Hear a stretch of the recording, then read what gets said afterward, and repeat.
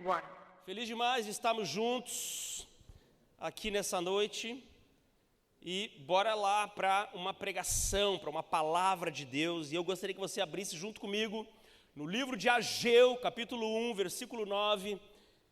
Se você não sabia, este livro existe, está na Bíblia e é difícil de achar. Se você está com a Bíblia física, é dificílimo, porque ele tem algumas Bíblias, dependendo do tamanho da letra, ele tem só 2 páginas. Então, tu imagina, você está aí com milhares de páginas na sua frente, tem um livro que você precisa achar. Então, não tenha vergonha, vai lá para o índice lá na frente, vê o número da página e pula lá e abre em Ageu, capítulo 1, versículo 9, e vamos ler um texto juntos, um texto juntos agora.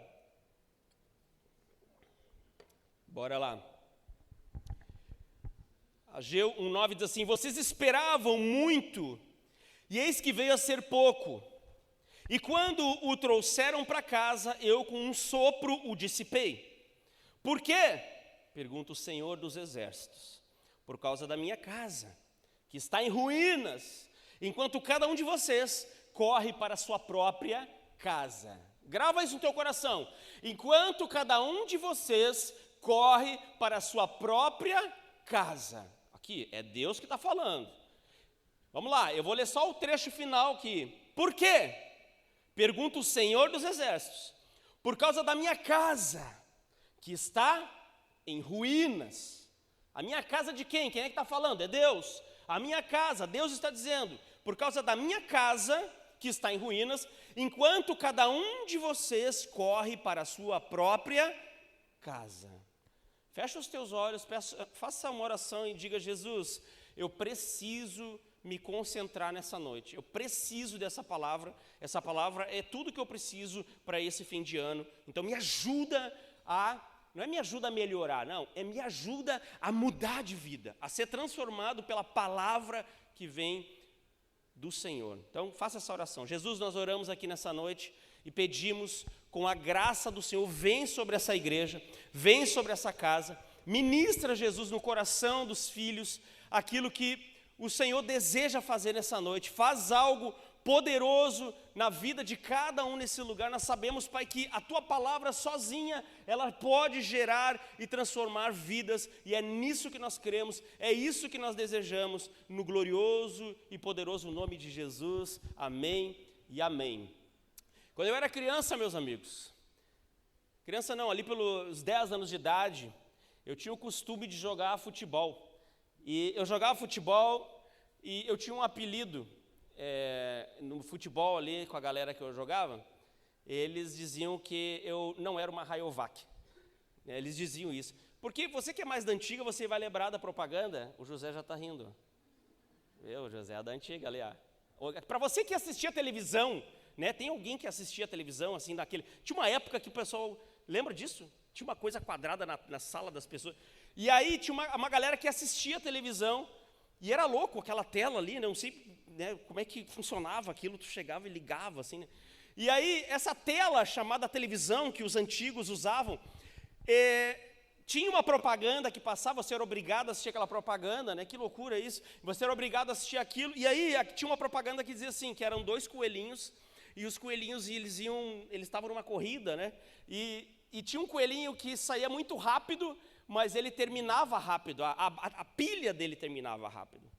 E tinha um outro coelhinho que era a Rayovac, que ele saía junto e ele ia até o fim da corrida. E eu era exatamente o não é uma Rayovac, porque no futebol, Maicão, eu era o cara que eu começava o jogo com sangue no olho. E eu nunca fui, né? A galera sabe que eu gosto de jogar vôlei, então futebol eu jogava só pela parceria. Então eu era o cara que no início do jogo ia lá, dava o sangue no futebol, dava o sangue, jogava, driblava, corria, sabe, defendia, fazia tudo. Dava 15 minutos de jogo, eu já estava caminhando. E daí eu lembro que um amigo meu dizia: cara, tu não é uma Rayovac, não é possível. Porque tu começava com tudo, mas a bateria logo acabava, porque acabava a alegria daquele, tá bom, beleza, já fiz o que eu tinha que fazer nesse jogo, acabou, não quero mais saber disso aqui. E é exatamente isso que nós vemos aqui no livro de Ageu, um profeta menor, ali quase costeando o Novo Testamento, um pouquinho antes daquele período intertestamentário de 400 anos, em que dizem que Deus não falou, o que é mentira, porque não existe um único momento na eternidade que Deus não fale, amém? O salmista ele fala que quando você está lá no profundo do abismo, ainda assim lá naquele lugar, no mais profundo buraco, não interessa o buraco que ele estivesse, não interessa o buraco que você esteja, lá Deus ainda está. É isso que o salmista diz, ou seja, o período intertestamentário, o fim do Velho Testamento e o início do Novo Testamento, não é um período de silêncio de Deus, é um período só que não tem nada escrito, simples assim, só isso. Mas Deus estava lá fazendo. Um pouquinho antes desse intervalo de 400 anos, 500 e poucos anos, antes de Jesus, nós temos esse período quase finalizando a história do Velho Testamento, quase acabando. E tem alguns profetas muito doidos que aparecem nesse momento, Zacarias, Esdras, Ageu, é uma galera da pesada. Eu imagino que nessa hora eles devem estar lá no que nós chamamos do seio de Abraão, e eles devem estar lá no céu, nesse paraíso temporário, até que nós nos encontremos com Jesus, e eles estão lá nesse lugar agora falando tantas coisas que a gente não tem nem ideia. Mas uma coisa nós fazemos que eles também não têm ideia, nós temos a presença do Espírito dentro de nós. Então assim, cada um no seu quadrado, né? Cada um com as suas maravilhas e com as suas belezas de viver. Estava ele lá, nesse período 530, 540 anos antes de Jesus, vivendo um período saindo do exílio. Para quem não sabe, a Babilônia foi um grande império que avançou pelo mundo rapidamente. Eles avançaram rapidamente pelo mundo, alcançaram diversos países, invadiram diversos lugares, e o povo de Deus ficou exilado. O povo de Israel ficou exilado dentro da Babilônia, dentro daquele lugar, envolvido com aquele sistema por 70 anos. Quando terminou esses 70 anos, eles voltaram, e por alguns motivos políticos, por algumas vitórias e derrotas, que eu não vou entrar no detalhe, esse povo conseguiu a alegria de voltar para sua casa. Quando nós olhamos para a palavra de Deus, nós entendemos que existe uma simbologia ao longo do tempo. Deus ele está de forma muito pedagógica, ensinando aquilo que nós precisamos aprender. Ele está ensinando lentamente. Para quem nunca viu lá em Gênesis, quando o homem peca pela primeira vez, Dionísio, o homem e a mulher peca, e o que acontece quando Deus chega diante do homem e da mulher? Ele vai lá e tapa eles que agora começam a se enxergar com vergonhinha, porque pecaram, agora eles estão com medinho e com vergonhinha, porque estão agora não mais na pureza, mas estão pelados um diante do outro, e Deus vai lá e coloca roupas de animais, ou seja, existe um sacrifício ali, já apontando para o sacrifício de Jesus.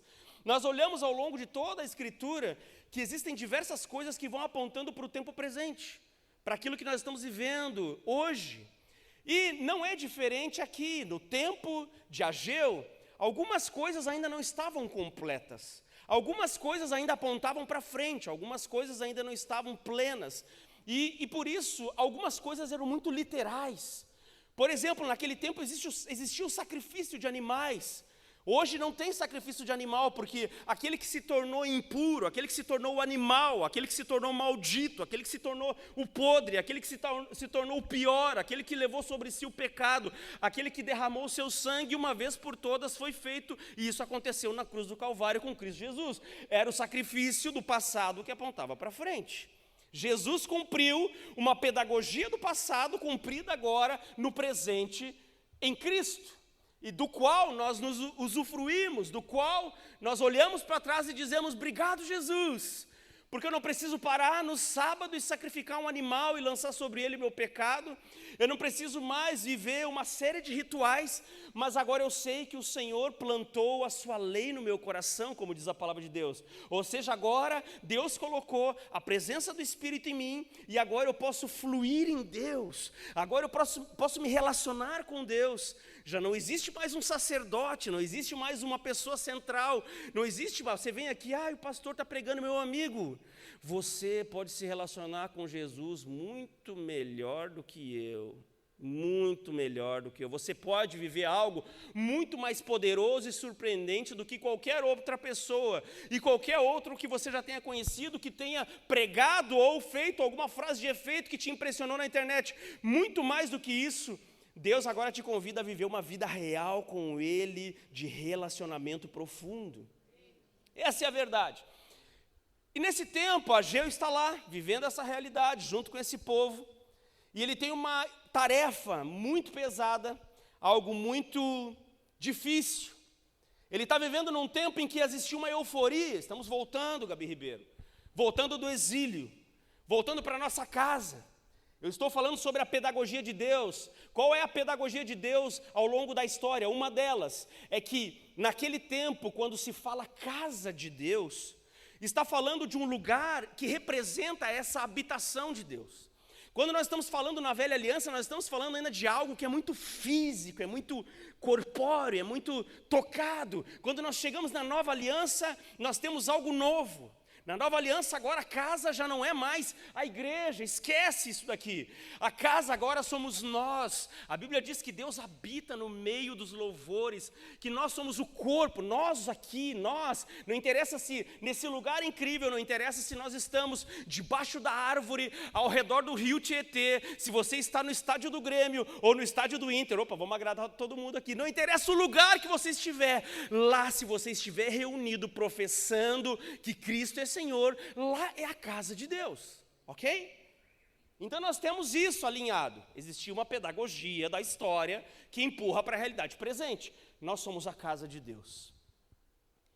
Pois bem, meus amigos, tendo em vista isso, Ageu estava voltando para sua casa. Ele estava voltando com o povo. Ele estava animado para reconstruir aquilo que os babilônios tinham destruído. Os babilônios tinham destruído a casa do Senhor. É como se tivesse um povo que tivesse destruído a nossa comunhão. Aquilo que é corpo não existe mais, nós estamos hospitalizados. Cada parte do corpo agindo de um jeito, nós estamos com uma doença imunossupressora que está tentando tirar a capacidade de nós agirmos juntos, que está atacando o nosso próprio organismo e destruindo aquilo que nós estamos construindo. Era isso que acontecia quando eles estão voltando para a terra deles, junto com o povo. Eles estão animados. Acabou o império. Vamos junto, bora. Vamos construir de novo essa casa. Vamos refazer a igreja. Vamos reconstruir esse lugar de adoração. É isso que Ageu está vivendo. Só que Ageu e o povo de Israel não eram uma Rayovac. Eles começaram animados, começaram empolgados. Parece você em início de ano. Parece você em início de mês, quando recebe o teu salário, que eu sei. Parece você quando você já recém pagou a fatura do cartão de crédito.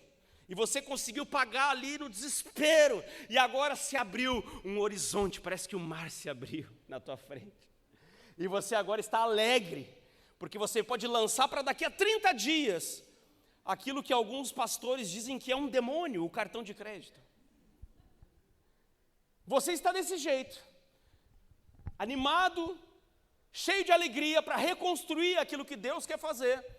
Mas, como acontece com muitos de nós, e isso não é um privilégio do crente, não é um privilégio daqueles que são cristãos, não é um privilégio seu, nós começamos bem, começamos animados, começamos engajados, começamos envolvidos, mas acontece algo que está lá em Ageu, capítulo 1, versículo 6, que diz o seguinte... Capítulo 1, versículo 6, e eu vou tirar esse negócio aqui e eu vou ilustrar isso para você que está no podcast, você que vai ouvir depois. Eu vou colocar um pedestal aqui na minha frente. Tinha uma sacolinha azul aqui, Juliano, me ajuda, cadê o Juliano? Juliano, sacolinha, aí.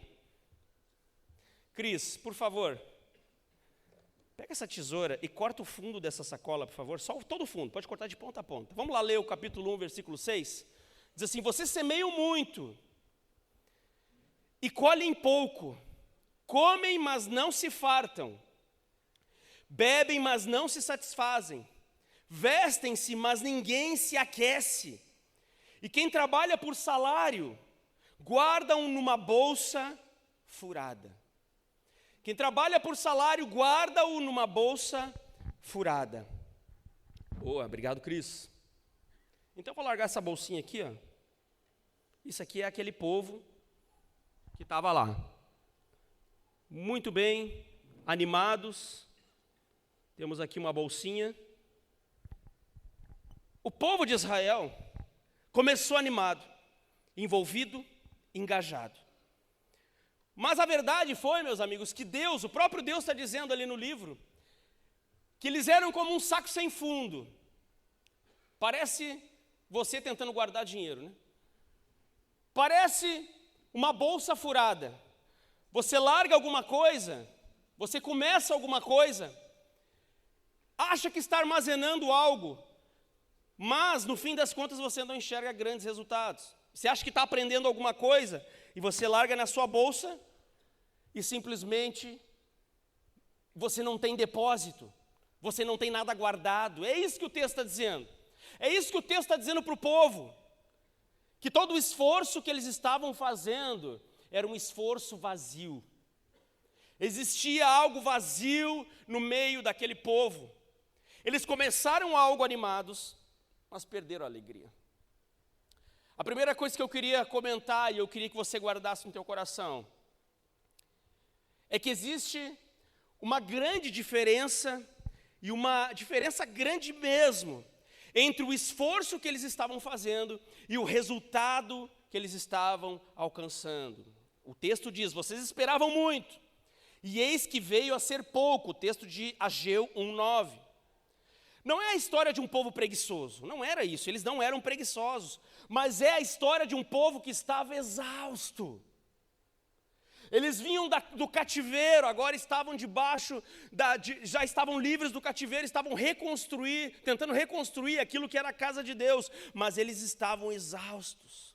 A vida deles estava como um turbilhão de coisas, buscando incessantemente estabilidade, buscando incessantemente prosperidade. O problema deles não era que eles não tinham trabalho, mas não tinha fruto. Parece muitos de nós, a gente tem muito trabalho, muitas coisas para fazer, muitas atividades, estamos nos batendo para lá e para cá, mas parece que nós não estamos vendo fruto. Existe um sintoma desse tempo.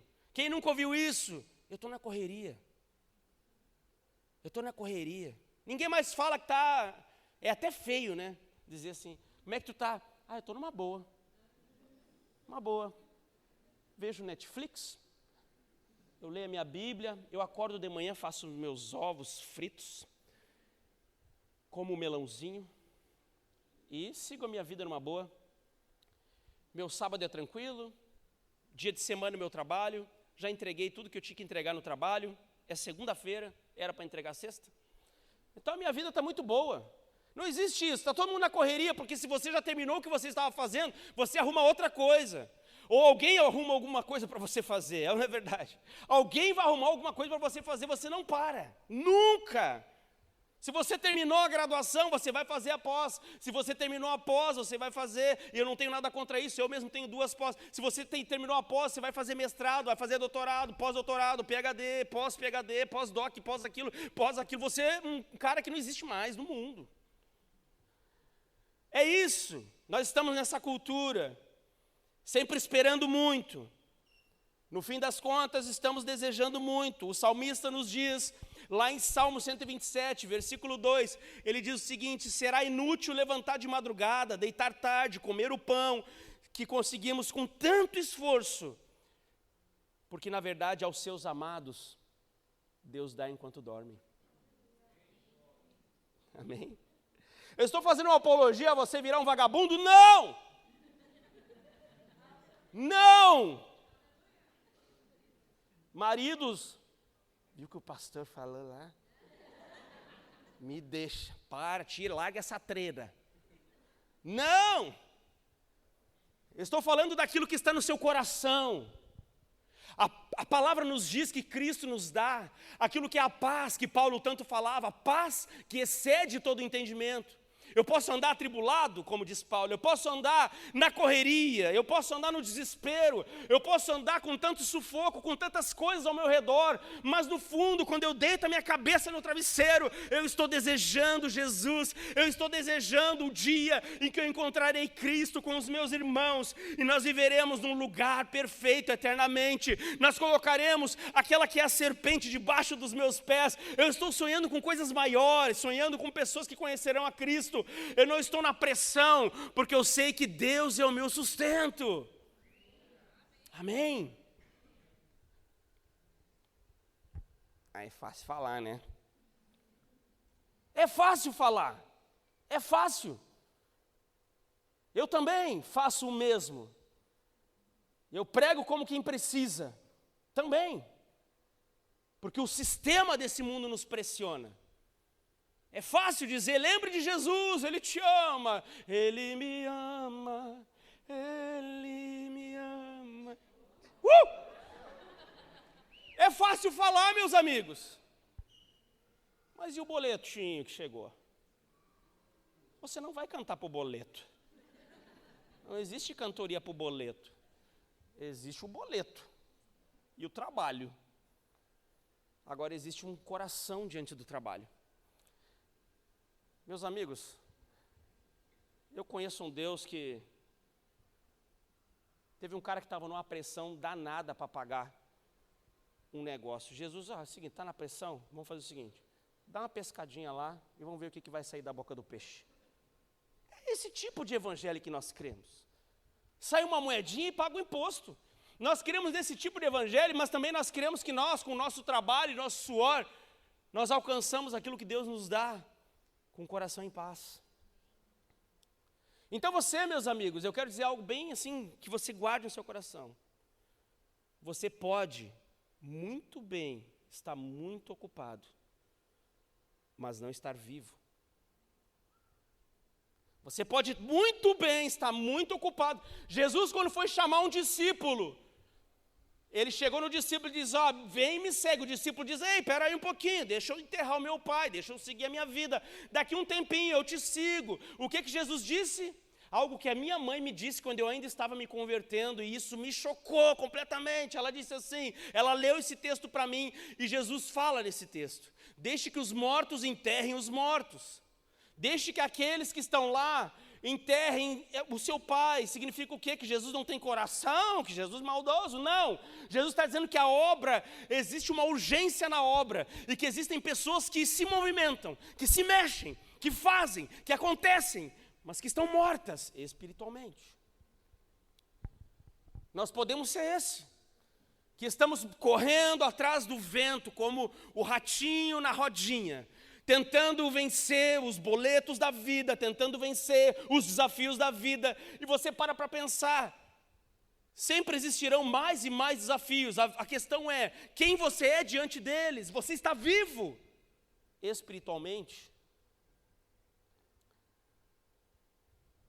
Qual era o grande esforço desse povo, lá em Ageu, capítulo 1? Qual que era o que estava gastando a energia deles? Dá uma olhada comigo. Versículo 4. Acaso é tempo de vocês morarem em casas de fino acabamento? Algumas traduções vai ter apaineladas. Eu traduzi aqui no meu esboço como, acaso é o momento de você ter uma casa chique? Acaso é o momento, a tradução corrigida e atualizada do Marco. Acaso é o momento de você ter uma casa chique? Enquanto a minha casa continua destruída, versículo 4, é Deus que está dizendo. As casas chiques eram um símbolo de status. Eles buscavam madeira no Líbano, era o que havia, era o creme de la creme das casas da época, madeira do Líbano. Olha, você aí fazendo essa casa quadradinha, todo mundo com a casa igual, lá era assim, era madeira do Líbano, era o que era o mais belo. Enquanto a presença de Deus, porque lembrem-se da pedagogia que eu estava dizendo no início, você que tem a memória de peixe e já esqueceu, lembre-se da pedagogia que eu estava dizendo, quando a gente está falando da casa de Deus, a gente está falando da comunhão do corpo, porque é isso que era a pedagogia do tempo. Deus está dizendo, você está preocupado com as suas coisas chiques, enquanto a comunhão do corpo, enquanto a vida da igreja, enquanto aquilo que eu estou fazendo está em ruínas. Agora faz mais sentido, porque quando eu li Ageu, né, você pode estar pensando, quando eu li Ageu, isso aqui me tonteou. Voltei a ler João. As casas chiques hoje podem até não ser de madeira, mas elas podem igualmente ser sedutoras. É uma carreira perfeita. é uma vida familiar, aquela vida, Lucas, que é aquela coisa, né, parece a propaganda da margarina e tal. Todo mundo bonitinho, arrumadinho para ir para a escola. Agora eu tenho uma filha de 2 anos, meu amigo. Aqui está aqui o Léo e a Moa. Que idade que ele está? 3,5. Deus abençoe. Que Deus abençoe vocês. No café da manhã não tem aquela coisa, é assim, sabe? Salve-se quem puder. Mateus 6,21 diz assim: porque onde estiver o teu coração, ali está também o seu tesouro. O endereço do teu tesouro, meu querido, revela aonde está a lealdade do teu coração. Aonde você está colocando a sua energia, revela exatamente onde está a lealdade do teu coração. As mesmas coisas que a gente acredita que vão trazer segurança e satisfação para nós, podem ser, no fundo, elas podem ser, na verdade, a fonte da nossa frustração.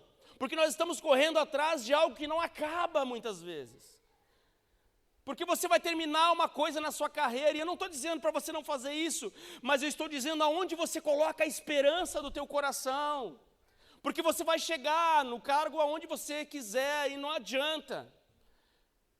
Eu já cheguei na empresa anterior que eu trabalhava, um banco, eu cheguei num nível que eu não queria mais subir mais nenhum nível. Eu era um executivo na empresa, e quando eu cheguei nesse lugar, ainda bem que eu já era crente, eu cheguei, beleza, tá bom. Não vai mudar a minha vida. No fundo, o que muda a vida é o que a gente viveu essa semana, quando o Lucas disse sim para Jesus. É isso aí. Não vai importar se tu é executivo, não interessa. Quando você chegar diante de Jesus, se você é dono ou não de empresa, isso é tudo maravilhoso quando é para a glória de Deus. E eu encorajo você a ser um empresário de sucesso. Eu encorajo você a ser alguém que é abençoado. Encorajo você a ser alguém que influencia a sociedade. Mas diante de Jesus, isso não vai mudar nada. Vai mudar se você de fato conhecia. Quando você chegava no seu quarto, fechava os seus olhos e conhecia.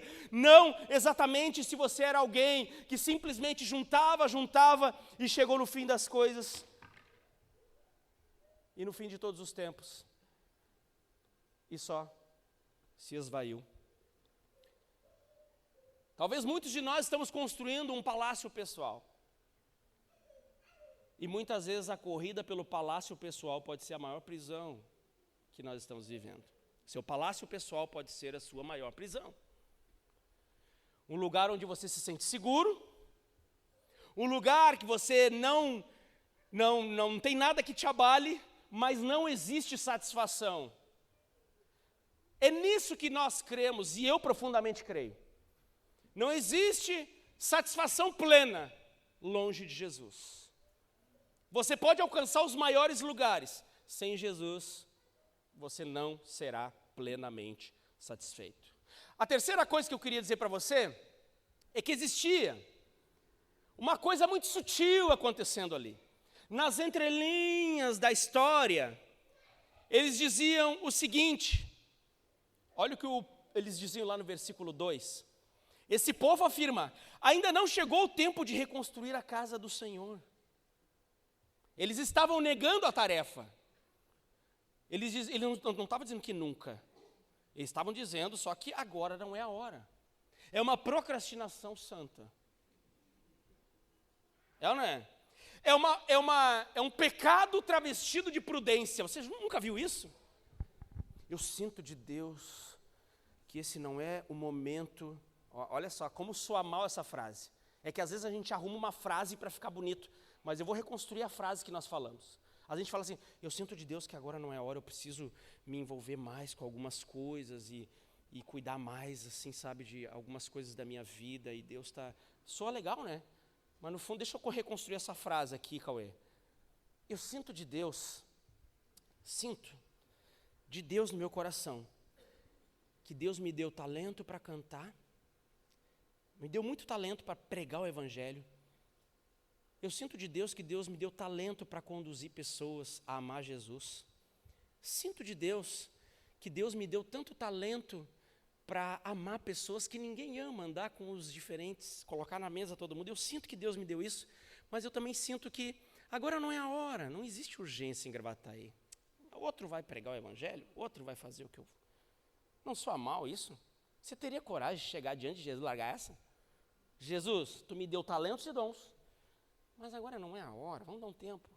Deixa eu me reconstituir aqui. Era isso que eles estavam fazendo no versículo 2. Esse povo afirma: ainda não chegou o tempo de reconstruir a casa de Deus. Era uma procrastinação santa. Era uma forma de eles dizerem: a economia está instável. Sabe, existe uma oposição, e de fato existiu uma oposição. Nós temos que primeiro nos estabelecer. Vamos lá, vamos ajeitar primeiro, vamos dar uma paurada nessa obra e vamos se ajeitar primeiro. Muitas vezes nós adiamos o chamado de Deus em nome de uma suposta responsabilidade, sem perceber que a maior responsabilidade que Deus nos deu é obedecê-lo. 2 Coríntios 6:2, Paulo fala e traz um senso de urgência.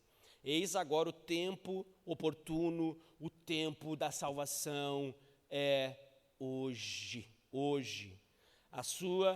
A procrastinação prudente de alguém pode ser alguém que está indo para o inferno.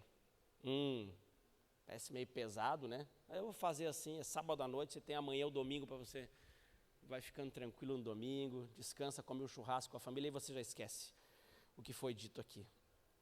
A desculpa, meus amigos, mais perigosa é aquela que parece santa. Parece santo, parece razoável, parece certo, mas no fundo são vozes da minha consciência. É eu simplesmente inventando, fazendo um xadrez 4D, sabe? A pessoa deu tanta volta que ela quase voltou para o início. De tanto que ela deu desculpa. E Deus está chamando ela para construir a casa. A colocar a prioridade dela naquilo que é santo. Sabe qual é o título dessa mensagem? Os últimos serão os últimos. Porque no reino de Deus, os últimos serão os primeiros. Mas quando nós estamos falando de priorização, se Deus está em último lugar, Ele permanecerá lá até que eu faça algo. Os últimos serão os últimos. Se Deus está em último lugar na tua história, Ele permanecerá nesse lugar até que você tome uma ação, uma atitude.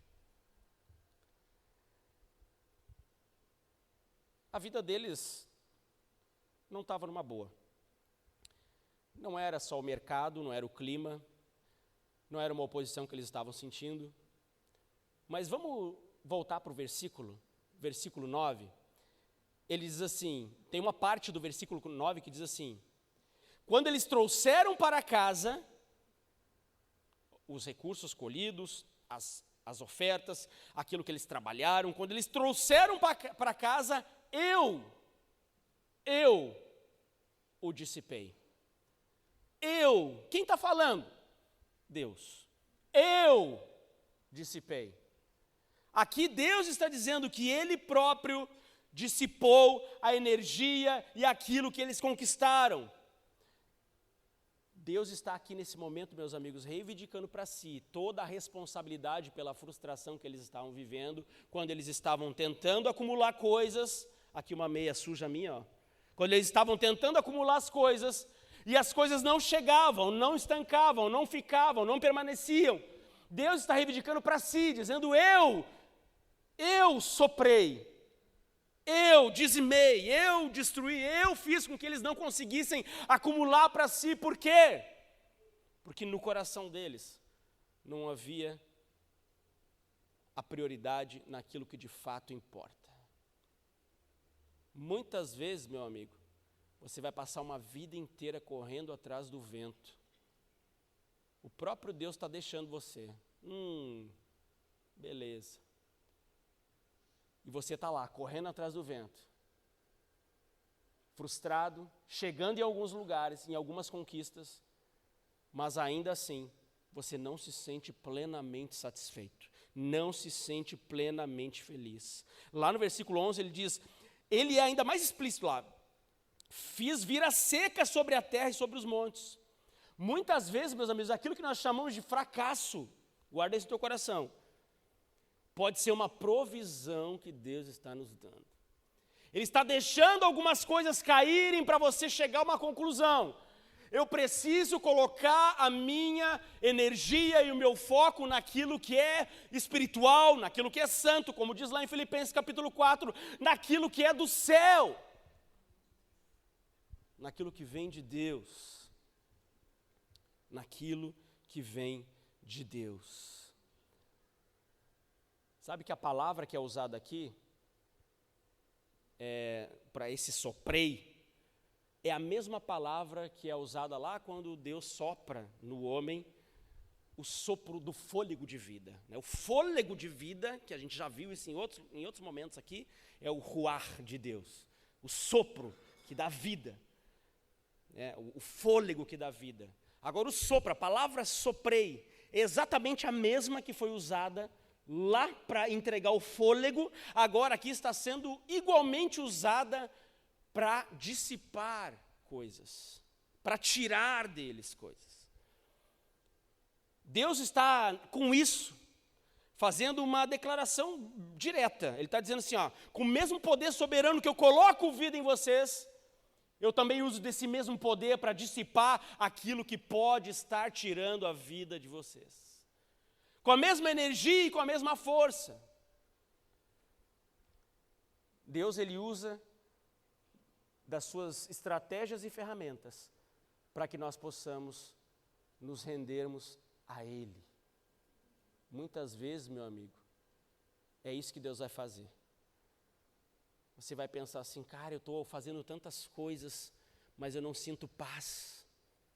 Talvez só o que falta, né? É muito legal quando a gente fala assim, né? Essa pessoa é tão legal, ela é tão querida, ela é tão gente boa, só falta Jesus. Falta tudo então, meu amigo. Só falta Jesus, só isso, beleza? Se não fosse isso. Só falta Jesus. Você chegou em todos os lugares que você queria chegar, você está alcançando tudo, você tem um monte de objetivos na vida, só falta Jesus. Não, meu amigo. Colocar em primeiro lugar o reino de Deus e a sua justiça, e as demais coisas serão acrescentadas. A coisa mais elementar do Evangelho, isso aqui a gente ensina, não é nem no largada, isso aqui ensina lá no Kids. E a gente continua patinando, não é? A gente continua patinando. Colocai em primeiro lugar as coisas de Deus, e as demais coisas serão acrescentadas. Nós temos que botar isso para dentro, plugar um pendrive, baixar da nuvem, fazer o que tiver que ser feito. Nós precisamos disso. Colocar Jesus em primeiro lugar, porque enquanto Cristo não for rei sobre a sua vida, enquanto você não disser Jesus, a ti eu devoto todas as minhas alegrias, todos os meus planos, todos os meus sonhos, mas também todas as minhas frustrações, todas as minhas dores, eu coloco aos pés da cruz. Enquanto você não chegar nesse lugar, que você tire essa carga das suas costas e coloca diante de Jesus, não interessa o quanto você esteja no fundo do poço, o quanto você esteja na alegria, não interessa quanto remédio, Rivotril, não interessa quanto antidepressivo você tome, o quão dopado você fique, não existe nada que te tire completamente, te coloque nesse lugar de paz, senão Cristo Jesus. Você vai correr a vida toda e não vai chegar nesse lugar de paz, se não for por meio de Cristo. Deus pode, meus amigos, está, para muitos de nós, desfazendo o seu mundo para refazer a sua alma. Você talvez precise quebrar conceitos, sair da caixa. Não é isso que a gente está aprendendo na internet hoje? Tem que sair da caixa, abre a tua mente. Beleza, acho ótimo. Adorei. Amazing. Bora para cima. Vamos sair da caixa. Vamos ser pobre e pregar para os nigerianos lá que estão morrendo. Não, parei. Todo mundo quer sair da caixa para alguma coisa extraordinária e maravilhosa. Mas e se Jesus nos chamar para sair da caixa de outro jeito? E se Jesus nos tirar do shopping e nos levar para as ruas? Amém? Se Jesus nos disser que nós precisamos ser fiéis e leais, mesmo que nada aconteça. Tenho pregado isso quase todo sábado, né? E se Jesus nos chamar para viver uma vida ordinária, comum, Todo mundo quer ser extraordinário, né? Uau! Todo mundo agora quer. E se Jesus nos chamar para viver uma vida comum? Não interessa, pode ser que Jesus te chame para uma vida extraordinária, eu acho ótimo, amazing, de novo. Mas e se Jesus te chamar para uma coisa comum, e aí? O que você vai dizer para ele? Jesus, não, para aí, deixa isso aí para o Adrianinho. O ano que vem, eu quero viajar, né? Tem aquele meme do cara, eu quero viajar. É isso, eu quero viajar, eu quero pregar. Para onde você quer pregar? Eu quero pregar na Espanha, na Europa, em Portugal, eu quero ir para... Ah, é? Ah, legal, maravilha. Então, meus queridos, time de louvor, se quiser subindo aí, pode ir. Você pode adquirir muito conhecimento, quem já leu esse livro aqui, ó? O Monge Executivo, maravilhoso. Muito conhecimento, eu já conheci muita gente que lê, e ó, não mudou nada. Continua sem paz, lê todos os livros, assina o Kindle Unlimited, faz tudo, tem tudo quanto é livro. Hoje com a IA, a pessoa passa o dia aprendendo. Sai de curso e vai em curso, vai lá no Legendário, sobe um monte, volta dizendo a minha mulher, agora eu sou o homem da casa, eu faço, isso acontece. Dá 2 meses, eu ouvi essa semana ainda uma pessoa que não é cristã, dizendo que deu 2 meses, o marido voltou a ser um traste, porque ainda não tem Jesus, e se não tem Jesus, você vai continuar sendo um traste para o resto da tua vida. Porque não existe uma base forte, meu amigo. PNL não vai te segurar até o resto da tua vida, o que vai te segurar é o amor por Jesus, é olhar nos olhos de Jesus. Nada contra, eu adoro, eu acho maravilhoso ler sobre os temas, eu tenho até o livrinho aqui do Monge Executivo e tem outros. Mas sem Jesus, só entra e sai. Não serve, não muda a vida. Não muda realmente uma vida. A coisa mais linda que tem é quando nós somos disciplinados por Deus, e foi isso que Deus fez com esse povo. Lá em Hebreus 12:6 diz assim, porque o Senhor corrige aqueles a quem Ele... isso vocês sabem. Mas na hora do vamos ver mesmo, qual que é o resto do versículo? Não lembro. Na hora do vamos ver que Deus está corrigindo, esqueceu. Só lembra de João 3,16. Porque Deus amou o mundo de tal maneira. Porque Deus corrige aqueles a quem Ele ama. Será que eu leio o resto do texto para você? Vamos ler então? Vamos ler? E açoita! Mas calma, Deus não vai te açoitar, fica tranquilo. E açoita todo filho a quem recebe uma figura de linguagem. Ou seja, Deus, para Ele te levar para onde Ele precisa e Ele deseja, Ele vai te conduzir. Sabe qual é o pior lugar para se estar? É quando o sopro de Deus já não existe mais. Esse é um lugar perigoso, Busque, de se estar. Porque quando Deus ainda está me corrigindo, Busque, é porque ainda existe um interesse divino, ainda existe um elo mínimo. Sabe, eu tinha um roteador lá em casa, que é mais do TI, e quando eu ia lá para o quarto, ficava só um risquinho. Então, assim, era uma dificuldade. Meu Deus do céu. Depois eu comprei um negócio lá e resolveu. Mas eu ficava, e aí eu precisava trabalhar, e eu entrava na reunião, caía a reunião, e eu estava lá no quarto, e era só aquele risquinho da Wi-Fi, só um risquinho, tinha 3 risquinhos, tinha um maldito de um risquinho, e não funcionava a internet, não dava certo. Eu estava lá, e conforme eu me mexia para um lado, mexia para o outro, dava, vinha alguma coisa de dado, e assim a gente ia.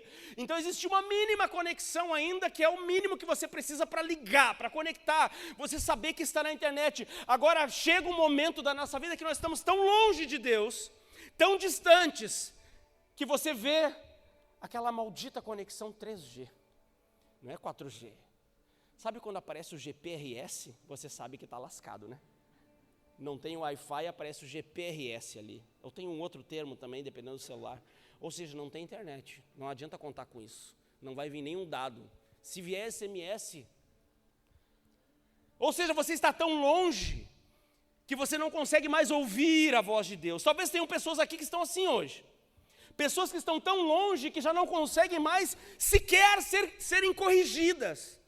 Porque o melhor lugar para se estar ainda é o lugar onde nós estamos sendo corrigidos. Quer dizer, tem um risquinho ali, Deus está ali, Ele está me corrigindo, eu estou sentindo, Ele está me levando. Às vezes eu reclamo, às vezes eu digo que é o diabo, mas não, é Deus que está me empurrando para esse lugar. Às vezes eu erro na minha teologia, está tudo bem, mas Deus está me empurrando, Ele está fazendo. Mas tem pessoas que estão tão longe, tão distantes, que elas já não conseguem perceber que a angústia do seu coração, a tristeza da sua alma, é porque falta só Jesus. Só Jesus, só isso. Falta Jesus, mas não tem nenhuma conexão. O pior lugar, meus amigos, é quando há silêncio. Você não ouve mais a Deus, você não sente mais que esse é o teu lugar. O silêncio de Deus é mais assustador até do que o sopro que tira os meus recursos. O lugar da distância. Ageu 1:9, e eu leio de novo esse texto. Vocês esperavam muito e eis que veio a ser pouco. Escuta isso. Vocês esperavam muito e eis que veio a ser pouco. Vocês faziam muito, estavam esperando muitas coisas. Isso tudo veio a ser pouco no coração de vocês. Vocês trouxeram para casa e eu dissipei o que vocês trouxeram para casa. Agora vem a pergunta, Deus mesmo faz a pergunta e ouve isso, igreja de Jesus. Por quê? Versículo 9. Por quê? Diz o Senhor dos Exércitos. Por causa da minha casa que está em ruínas, enquanto cada um de vocês corre por conta da sua própria casa. Quando nós estamos correndo em favor da nossa casa e não dando ouvidos e desejando aquilo que é a casa de Deus, nós estamos simplesmente buscando coisas que não são importantes, coisas que não são relevantes. Quando nós estamos procurando simplesmente transformar as nossas casas, as nossas carreiras, as nossas vidas em coisas chiques, enquanto aquilo que deveria ser prioridade é viver a vida da comunhão da igreja, é viver a vida junto com os meus irmãos, é crescer na minha vida de fé, é andar com Jesus junto com pessoas que também têm fé. Enquanto eu não coloco isso como uma prioridade, os últimos serão os últimos. Os últimos serão os últimos. É uma equação que não muda, a menos que haja uma transformação real, verdadeira no meu coração.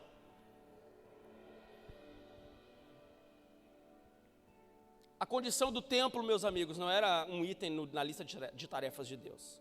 Era um termômetro espiritual daquele povo. A saúde daquele povo, ao abandonar a construção, aquele povo estava dizendo, isso não é prioridade para mim. Deus não é prioridade para mim. E é isso que nós estamos fazendo quando nós abandonamos em novembro. Que dia é hoje? Dia 8 de novembro. É isso que nós fazemos quando nós abandonamos o interesse de andar olho no olho com o meu irmão, de olhar pessoas no olho, de caminhar com elas, de sentar na mesa com elas. Sabe, igreja não é isso que você vê no canal 45, lá quando você liga a sua televisão no UHF, que é um monte de gente atrolhada em cima de alguma coisa, buscando algum milagre. Igreja não é isso, meu amigo. Igreja é quando você senta com alguém numa mesa. Igreja não é isso aqui, uma plataforma. Eu estou aqui para te impulsionar, para você voltar para sua casa e dizer, ei, meu vizinho, Jesus mudou a minha história. Eu sento com pessoas, eu olho para pessoas nos olhos, e isso muda a minha história. Eu coloco na mesma mesa comigo aquele que é de direita, aquele que é de esquerda. Eu coloco a prostituta junto comigo, porque eu aprendi com Jesus a amar aqueles que prestam e os que não prestam. Isso é igreja. Isso é viver igreja de verdade. Ao abandonar a construção, podemos estar abandonando a presença. O chamado de Deus para nós está lá, e eu gostaria que você ficasse de pé, está lá em Ageu 1:8. Diz assim: subam o monte, tragam madeira e edifiquem a casa. Subam o monte, tragam madeira e edifiquem a casa. Suba o monte, saia da sua rotina, meu amigo. Saia desse lugar que você se estagnou na sua jornada de fé. Saia desse lugar que você agora enxerga a igreja como uma instituição. Meu Deus do céu! Isso aqui vai acabar. Enxergue aquilo que Deus está fazendo para além da instituição, para além do CNPJ, para além do IU, para além do seu U-Link, mas por meio disso. Deus está fazendo coisas por meio disso. Ao vir aqui no sábado, ao participar de um encontro, entenda que Deus está te levando a um lugar, está te conduzindo a um lugar, está te levando a um lugar de adoração, está te conduzindo a um lugar em que você agora vive como filho, está te conduzindo a um lugar em que você entende que não é mais sobre viver sobre aparências, mas é sobre colocar em primeiro lugar aquilo que importa, aquilo que de fato é devido, a presença de Deus. Quantos de nós vivemos uma vida colocando Jesus em segundo plano? Quantos de nós estamos dizendo: ei, eu senti de Deus que ainda não é o tempo, não é a hora de eu ser um radical, eu senti agora que ainda não é a hora de eu entregar minha vida completamente. Talvez você está só transformando em algo belo uma grande e verdadeira desculpa, enquanto Jesus está dizendo: traga a madeira. O que Deus diz para esse povo em Ageu 1:8 é: suba ao monte, traga a madeira, traga os recursos, traga o seu coração, traga a sua alma, traga o fruto do seu trabalho. Isso pode ser finanças também, pode, mas é muito mais, meu amigo, é mais do que isso, é tudo à disposição do reino. Jesus, eu quero ver Gravataí aos pés do Senhor. Não é o fim do ano, não é 1000 convites de casamento e chá de fralda e evento que vão me tirar daquilo que o Senhor me chamou. Não é um monte de meta na empresa que eu preciso cumprir. Não é um monte de coisa que estão me exigindo. Não, Jesus, eu quero continuar no meu lugar de paz, buscando a Tua presença, pregando o Evangelho. Eu quero continuar nesse lugar em que eu me sinto amado, em que eu sou envolvido no Teu abraço, em que eu declaro o Teu amor. Eu quero continuar firme no propósito que o Senhor me chamou. Eu não quero abrir mão do que o Senhor me disse. Eu não quero abrir mão da decisão que eu fiz um dia de seguir o Senhor. Eu não quero colocar a minha casa em primeiro lugar, eu não quero colocar as minhas obras, os meus desejos, os meus sonhos. Não, eu coloco tudo aos pés do Senhor, aos pés da cruz, para que o Senhor faça aquilo que o Senhor quiser fazer. A solução para o esgotamento, meus amigos, nem sempre é o descanso, mas é um propósito renovado. Eu estou cansado, eu vou descansar e vou largar tudo. Não, talvez você precise entender por que você faz. Porque quando a gente faz o que faz e não entende, é só cansaço, é só enfado, é só peso. Quando nós não nos alegramos mais com a alegria dos outros, quando nós não nos alegramos mais com o que Deus está fazendo, é só peso. Jesus te chama para um lugar de alegria, um lugar em que você encontra a paz, um lugar em que você se alegra, agora não mais pelas suas conquistas, porque você saiu do centro. Agora você se alegra porque um pecador se arrepende.